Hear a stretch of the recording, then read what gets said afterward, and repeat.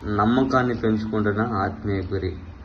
నమ్మకాన్ని పెంచుకుంటే ఆత్మీయ గురి ఏంటో మనం చూద్దాం.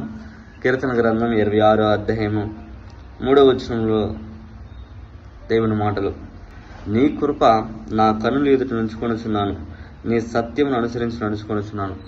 తమ్ముడు చెల్లి సహోదరులారా, దావీదు మహారాజు తన విశ్వాసాన్ని, తన ఆత్మీయ స్థితిని బలపరుచుకుంటున్నాడు. ఎవరి మీద? క్రీస్తు పైన, కృప మీద ఆధారపడుతున్నాడు. కృపను జ్ఞాపకం చేసుకుంటున్నాడు. దేవుడు గొప్పవాడని తాను తెలియచేస్తున్నట్టుగా, దేవుడిపై నమ్మకం ఉంచే విధంగా, ఆయన వాగ్దానాలను అనుసరించి నడుచుకునే విధముగా, తాను విశ్వాసాన్ని, నమ్మకాన్ని పెంచుకునే విధముగా ఉన్నాడు. ఎలా నమ్మకాన్ని, విశ్వాసాన్ని పెంచుకుంటున్నాడో మనము ఆ మొదటి వచనంలో ఒక లైన్ ఉంటుంది చూడండి. ఏమీ సందేహం లేకుండా యెహోవాయందు నమ్మిక ఉంచే విధముగా దేవుని కృపను జ్ఞాపకం చేసుకుంటున్నాడు.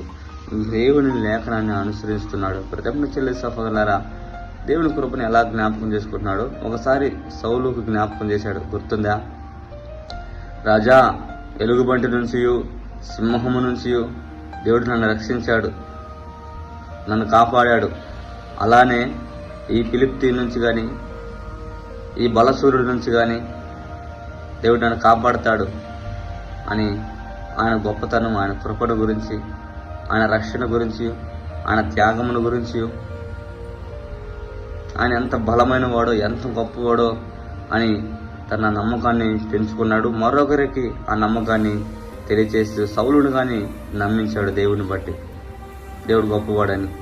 ఈరోజు ప్రతిమడు చెల్లి సహోదరులారా, ఈరోజు మరి దేవుని కృపను నేను జ్ఞాపకం చేసుకున్నావా? గొప్పవాడని, సర్వశక్తిమంతుడని, నీకోసం ప్రాణం పెట్టాడని, నిన్ను ప్రేమిస్తున్నాడని, నేను నడిపించేవాడని, బలపరిచేవాడని, నమ్మకాన్ని స్థిరపరిచేవాడని, నీ ఆలోచన సఫలపరిచేవాడని యెహోవాను మరి నువ్వు జ్ఞాపకం చేసుకుంటున్నావా?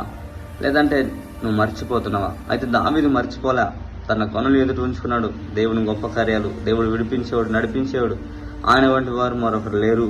ఆయన లేఖనాన్ని అనుసరించినట్లయితే అది మనకు మేలు అని దావీదు తన కనుల ఎదుట ఆయన కృపను ఉంచుకొని లేఖనాన్ని అనుసరిస్తున్నాడు, వాగ్దానాన్ని అనుసరిస్తున్నాడు.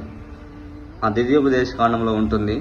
మీరు వాగ్దానంలో వెళ్తున్నారు కాబట్టి ఈ వాగ్దానాలన్నీ మీరు అనుసరించి నడుచుకున్నట్లయితే మీకు మేలు కలుగును అని దేవుడు తెలియజేస్తున్నాడు. అయితే ఈరోజు మరి ఎందుకు లేఖనాన్ని అనుసరించాలంటే, మనం మేలు కలిగి జీవించుటకు, మనం ఫలించుటకు, అభివృద్ధి చెందుటకు దేవుని వాగ్దానం మనం అనుసరించాలి.